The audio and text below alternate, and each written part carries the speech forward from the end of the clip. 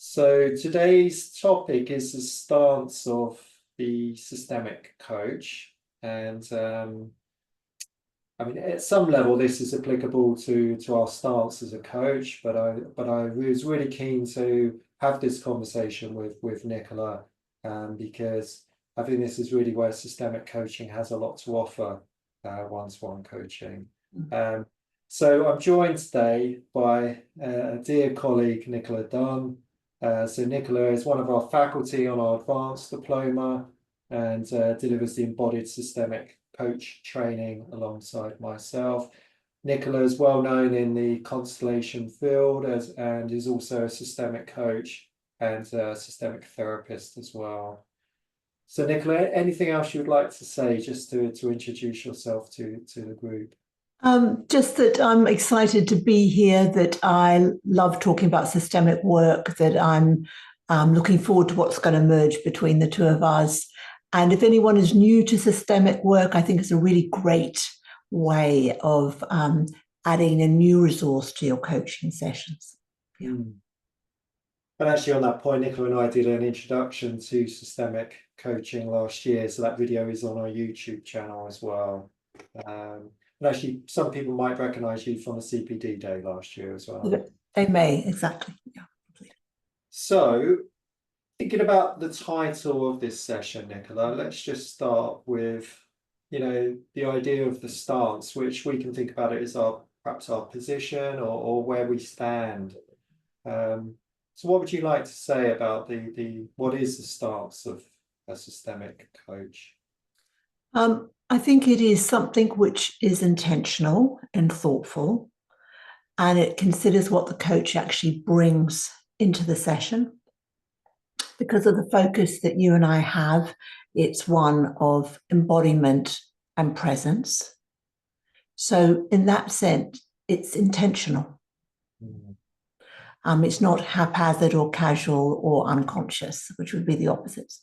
So it's an intentional stance, which is there to be of the greatest benefit for the coachee. Thank you. Thank you. And I think I'll just add around, it's a stance that's inclusive. Yes. And I know from the work that we do together, Nicola, often we talk about the coach holding a wider view. Yes. So in terms of the presence, we're serving the system, not just the coachee. And I just wonder whether you want to say a little bit about that as well. Yes, so I think it is really very much an expanded space. So we are in connection with the coachee, but not at the expense of the system. Because we understand that the system is a bit like the sea, and the coachee is, subject to the forces of that system. So if we are going to be the most useful that we can, it is for us to be in connection with the fullness of the system that the coachee is operating in. Yeah, thank you. Thank you. And one of the quotes which I often share to people, which I took from something you said to me once, was, also your not knowing becomes your resource, because that means that you're open. So as well, I wonder whether you could say something about the not knowing in this. Yes, well. Wonderful. So I think knowing everything is a trap, because it's a closed circle. There's no opportunity for growth and evolution. And the not knowing is part of your stance, because there is that sense of kind of leaning back into something greater than both yourself, the coachee, and the system that they operate in. So not knowing is actually, rather than something to be concerned about, it's your greatest resource, because it allows a space from which other things can become emergent. Yeah, lovely. Lovely. And I suppose we could start to funnel this a little bit from these wider principles in terms of the stance to the notion of being useful rather than helpful. Yes. So, which picks up on the intentionality that you were speaking about earlier. So, what would you say in terms of being useful rather than helpful? Yes. So if we're going to discern in that kind of way, I sort of would invite people not to get worried about the language, because sometimes we all trip up and we mean to say useful and we mean helpful, but just the principles behind that. That sometimes I would call it unconscious sort of helping tends to be comes from the coach in a way that is limited. It's compulsive. Sometimes it's from a need. Sometimes it's from an inability to tolerate what is coming up. And so it, rather than expanding, it limits the potential of the coachee.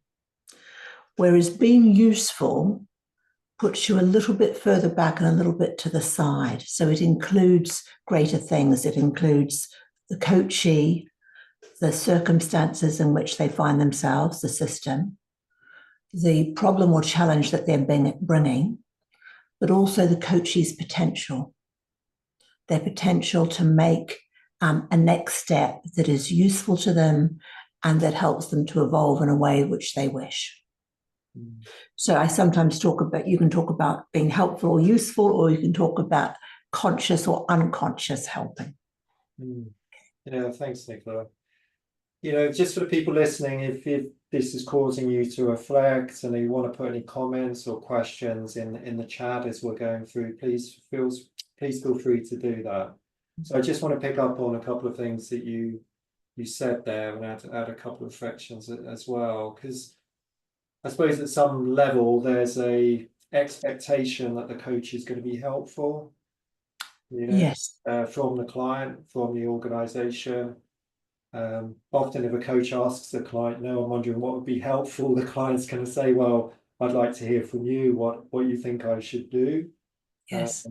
And so there's a challenge in that, isn't there, in terms of helping from a place of what's already known versus the systemic coaches try and shine a light on what's unknown. Yes.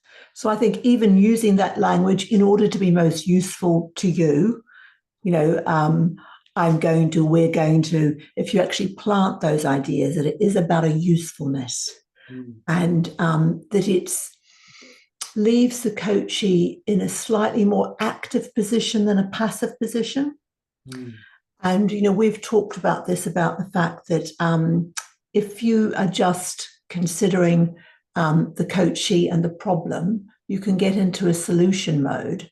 And of course, you don't address the kind of more unconscious resistances of the coachee.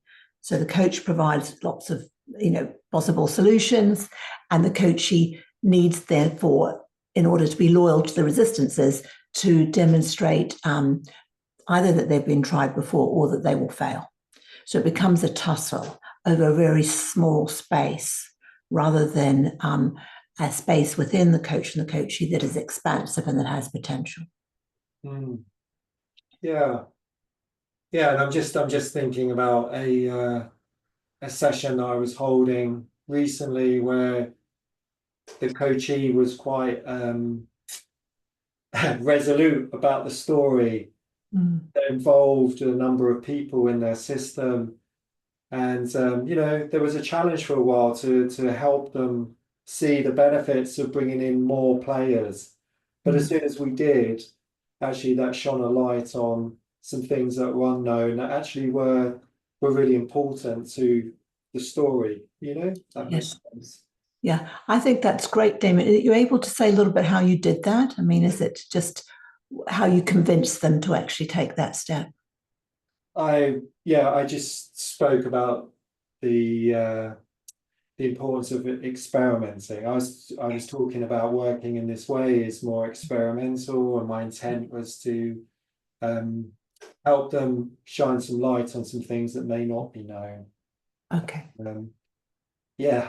So I was going at it more from that lens. And again, I know in the past I've seen you work actually, and you say to people, I feel like you're trying to get me to buy something, which again I've found helpful in the past as well. So I don't know if Yeah. you want to reflect something back about that as well. Yes, I mean, I think sometimes if the narrative is quite dense about the situation, um, there is a sense that perhaps you feel that you're being encouraged to buy shares in the problem. Mm. And actually, you don't want to do that because then everything is limited down. And so it's this sense of, of a kind of, and you can use a little bit of humor. Sometimes that's quite helpful. But because within the client, there are those two things. There is perhaps discouragement from having tried things before and them not being successful, but there is also the hopefulness. And you're sort of just managing both parts. So as you said, using language like, let's just, is it okay just to do an experiment? Why don't we bring in some other elements of the system? That I think enthusiasm goes quite a long way. Mm. And I don't think I've ever had someone who refused to experiment. I don't know if you have, Damion. No, and I think this comes down to an aspect of the stance really, which is your Yeah. congruence in the Yeah. method. I Yes. think well, I know from many conversations we've had, I think when we're fully embodying the approach and our belief in this way of working, the client will come with us, Yes, and they've already, taken the first steps. They're showing up in the session. They may have had, sort of attempts before that haven't been helpful, but actually, this is a new opportunity. It's always a new opportunity. Mm, yeah. Yeah. And earlier when you spoke of, the coachee being more active as a result of, I suppose, the stance of being useful rather than helpful, and again, I suppose that led me to the reflection around, well, being helpful in a way as coaches, we're always sort of aware of not creating dependency. Yeah. Where being useful actually means, there's that permission to step away. Yes, because the point is when you're no longer useful, the movement is back, isn't it? It may already have been quite far back to start with, but it's this idea that your success is the coachee moving forward, taking their own steps, evolving, growing out of this challenge.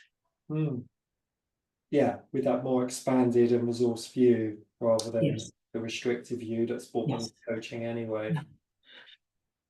And what other challenges potentially?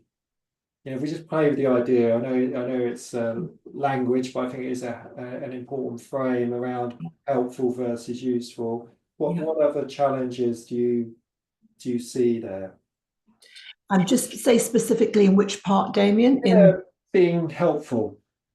Oh, right. Okay. That could be a natural thing that we want to be helpful. Like you say, if we're less Yes. intentional about or conscious in the helpfulness. Yes. I What think the thing is the idea that it may take something away from the coachee, that being helpful may stop them growing and evolving rather than the opposite. And one, as we said at the beginning, about including in your own frame around the coachee their potential. So their upgraded version, which will actually rise to this challenge in front of them and expand. So it is about that vision of expansion, not limitation. They say something like, don't get the coachee to do your own work for you. So in the sense of if the reason to try and help them is because you feel discomfort in the face of what is in front of them, then you're really asking something from them. And if they're obedient, they're giving you something. So the relationship has been reversed. We've probably all had experiences of that where we felt that someone was trying to give us something we didn't want. And it is incredibly uncomfortable. It's a bit like force feeding. So I think it's just to remember that it's the space around the coachee is incredibly important for them and allows them to expand. So I'm imagining then, Nicola, there's a lot here about the work that the coach has done on themselves. Yes. Well, Yes. yeah, and I just wonder if you have any reflections around what really supports the coach to develop this more expanded and I can even say stance of a witness, as you're Yes. in your embodied presence alongside the coachee. Yes. So I think that the coach needs to be in good connection with their own resources. And generally, in the way that we work, the concept is that the resources are behind them, so they can lean into their own resources. So that has that movement slightly back. They don't need to lean forward into the coachee space because then they're limiting something. So as they lean back into their own resources, they don't have needs of the coachee, but they have a clear connection and a vision towards the coachee's potential. So I think knowing what is active for you is really important before you go into a session. Knowing in your own sense where your own potential might lead you with whatever you're bringing in, and just allowing that connection to sustain you as you do the coaching session. Mm. Yeah, thanks, Nicola. And I know from my experience, the more that I've worked on my own history, my own family Yes. system, my own, I suppose, past in organizational systems. Um, that unhooking and releasing that's happened has been a strong resource for me in terms of, like you say, having those resources behind me and being able to lean into my resources rather than unconsciously projecting stuff onto my client and my coachee. And I just wondered if you would say a bit about that as well. Yes. So I think, workplaces, systems, hierarchies, our first hierarchy we experience is in our family of origin. So if things are active for the coach and remain unresolved, I do believe taking the issue to supervision that they may have with a particular coachee, or if it seems that they need greater support as a coach, that maybe that they have a short period of therapy or they do a constellation. But there is a sense of really attending to your own material because it will only strengthen you and make you a better coach with more presence and more embodiment. And in that sense, to be far more useful to your coachees. So I think it's a case of the doctor needs to take their own medicine from time to time. Yeah. Yeah, yeah. And I mean, I'm happy to share. I know in my own network, I have a mentor, that's obviously a supervisor, but also a therapist that will work alongside me, so I've got a place where I can take different elements that I might touch into in my practice. And I just wanted to say this modality, there's a sense that every time we step in to represent in somebody else's system, when we're perhaps Yes. taking part in constellations, Yes. actually we're working and releasing our own systems as well, which is another reason why to be actively engaged in, I say, wider systemic work like taking part in constellations is a helpful resource for us as coaches. And I'm sure you would agree with that. Absolutely. I think there's no accidents about who you get chosen to represent.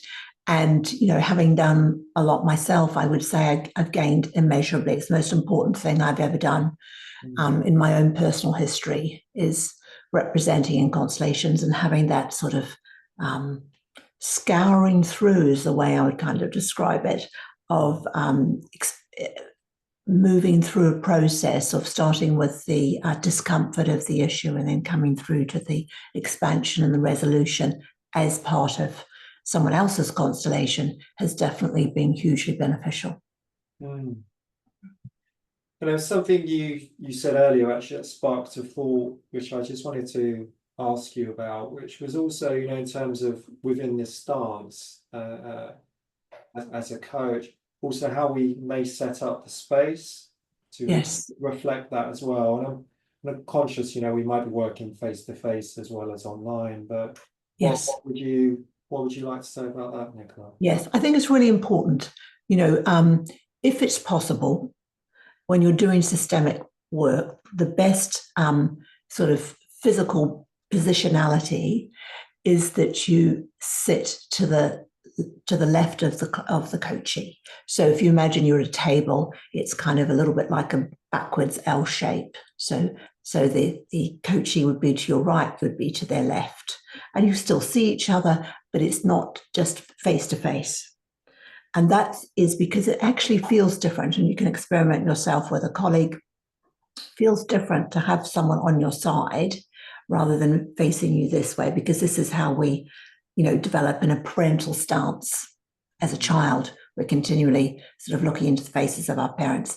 So it has that element to it, and we're trying to move away from this in order to be useful and not to create a dependency. So it's a much more supportive position to be on the left.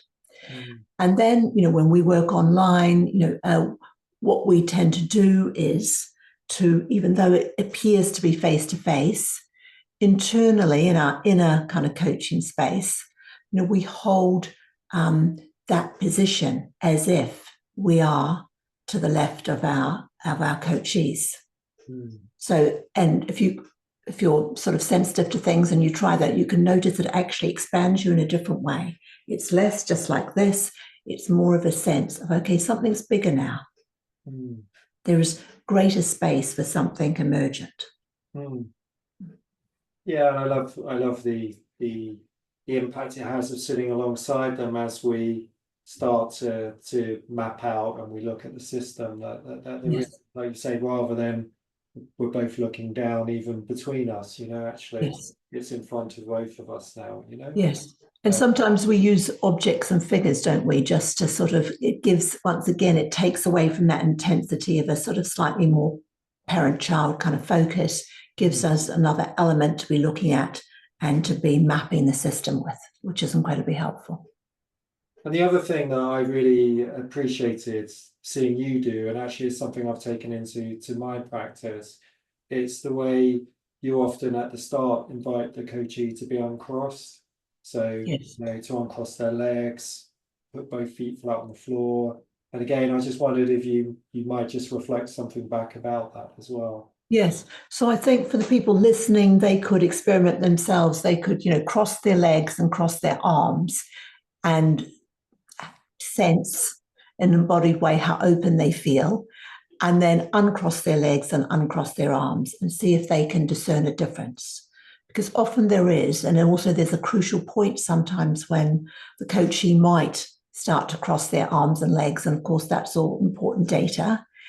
And I think I just would sometimes just say very gently, do you know what, could we just try for this moment that you uncrossed your legs, uncrossed your arms? And no one's ever said no to me either. And it also allows them to be more fully supported because they have both feet on the floor. And, if they ask, I'll explain why. So it's a more supportive stance for you as we're facing into this challenge. So there is a physical openness that occurs as well. Yeah. And I suppose in terms of the easy thing to say is, well, going on a good training program and really being supported to develop this way of being as a coach and this way of working alongside the client. But I suppose because I'm conscious of the time is really against us, in terms of any sort of key reflections you would offer from your own development experience, Nicola, in terms of what's really supported you to make this conscious shift in the way that you work alongside and help clients, you're useful. What would you say?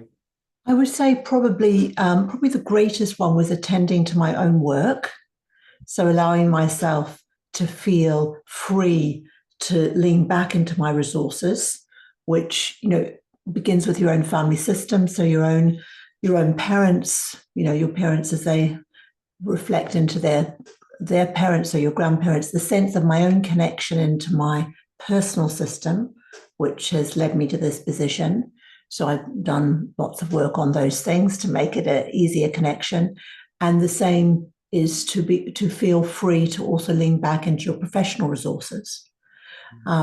So having good resources, being able to connect into them, has helped me to feel, to the best of my ability, that the coaching work is clean, that there are no barnacles on the hull, or not too many anyway, so that I come in a way that is actually most resourced. So wherever people are able to do that, people are in different countries, but maybe they can find workshops or workshops online. And I know that you run things, we do things together, but to attend to that is a huge support in that's been my experience in my coaching work. Yeah, lovely.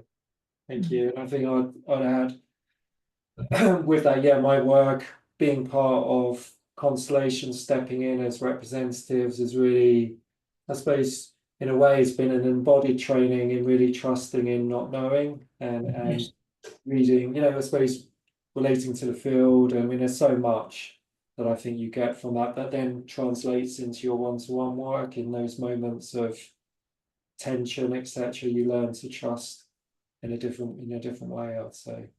Yes.